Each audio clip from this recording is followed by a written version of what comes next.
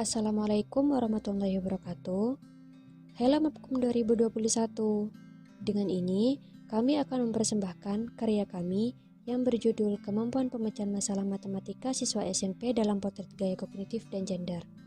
Perkenalkan, nama saya Fauzia Nafisatul Qur'ani dan dua teman saya, Apriana Swastika dan Vinda Sri Nugraheni, yang berasal dari Prodi Tadris Matematika IAIN Kediri. Langsung saja pada bagian pendahuluan.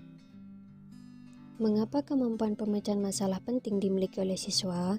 Dahar mengungkapkan bahwa kemampuan pemecahan masalah merupakan tujuan utama dari proses pendidikan.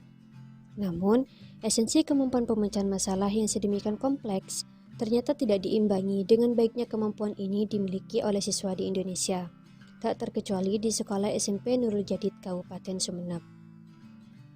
Secara khusus ditemukan hasil rata nilai UN pada mata pelajaran matematika yakni 35,58 yang merupakan rata nilai paling rendah yang diperoleh dari semua mata pelajaran yang di-UN-kan. Selain itu, hasil wawancara dengan guru matematika dan observasi peneliti di SMP Nurul Jadid Kabupaten Sumeneb ditemukan bahwa siswa masih menghadapi kesulitan dalam memecahkan masalah. Hal ini ditunjukkan dengan adanya siswa yang mendapatkan nilai di bawah KKM ketika melaksanakan ujian di sekolah. Salah satu yang mempengaruhi kemampuan pemecahan masalah adalah gender dan gaya kognitif. Karena gaya kognitif setiap orang berbeda-beda, serta gender juga merupakan karakteristik yang membedakan siswa dalam belajar dan mengolah informasi. Gaya kognitif merupakan karakteristik individu dalam menerima, menyimpan, maupun menggunakan informasi untuk menanggapi suatu tugas atau berbagai jenis situasi lingkungannya.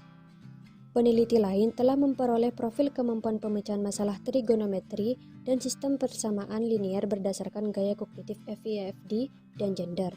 Namun, masih diperlukan deskripsi kemampuan pemecahan masalah siswa dengan gaya kognitif dan gender dalam satu komunitas belajar yang berbeda.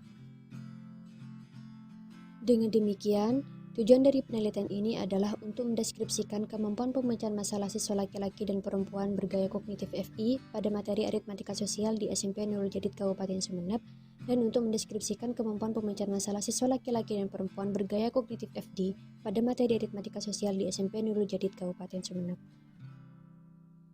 Selanjutnya adalah metode penelitian. Jenis penelitian ini adalah deskriptif kualitatif yang berlokasi di SMP Nurul Jadid, Kecamatan Batang-Batang, Kabupaten Sumeneb dengan populasi kelas 7 yang menggunakan teknik purposive sampling berdasarkan dari hasil tes GAF.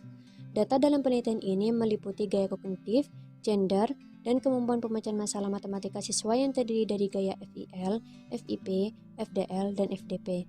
Untuk instrumen utamanya adalah peneliti sendiri. Untuk instrumen pendukung yaitu tes yang terdiri dari tes GAF dan tes kemampuan pemecahan masalah, sedangkan untuk non-tesnya adalah pedoman wawancara. Sumber data yang diperoleh adalah hasil tes gaya kognitif GAF, hasil pemecahan masalah matematika siswa, dan hasil wawancara. Teknik pengumpulan data yang dilakukan dalam penelitian ini merupakan tes tertulis dan wawancara terhadap siswa. Sedangkan untuk teknik analisis datanya menggunakan model Mills dan Huberman, yaitu melalui tahap reduksi data, penyajian data, dan penarikan kesimpulan. Selanjutnya adalah hasil dan pembahasan. Berdasarkan dari hasil tes kemampuan pemecahan masalah, subjek FDL dan FDP cenderung memiliki struktur yang sama, seperti sama-sama tidak menuliskan apa yang diketahui dan ditanyakan, serta tidak menuliskan rumus meski mengetahui rumusnya. Meski menggunakan strategi penyelesaian yang berbeda, namun jawaban keduanya benar.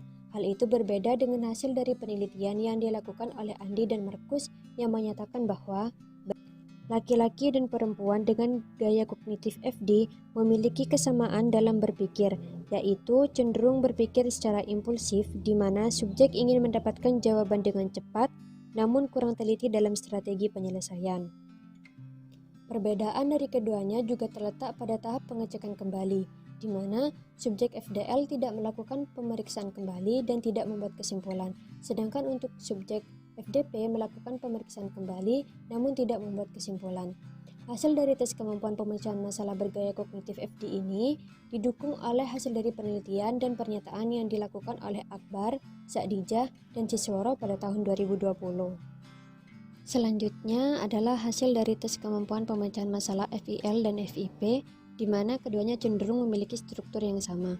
terlihat hampir tidak memiliki perbedaan dari tahapan penyelesaian yang dilakukan oleh keduanya. Yang berbeda hanya di bagian pengecekan kembali, di mana meski sama-sama melakukan pengecekan kembali, namun untuk subjek FIL tidak menuliskan kesimpulannya. Hal ini ada sedikit perbedaan dan kesamaan dengan hasil penelitian yang dilakukan oleh Andi dan Palobo, di mana untuk siswa FI baik laki-laki maupun perempuan melakukan pengecekan ulang dan membuat kesimpulan. Berdasarkan hasil dan pembahasan, baik FDL dan FDP, juga FIL dan FIP, dalam melakukan pemecahan masalah tidak jauh berbeda. Demikianlah penjelasan yang dapat kami sampaikan, kurang lebihnya kami mohon maaf. Kami akhiri, wassalamualaikum warahmatullahi wabarakatuh.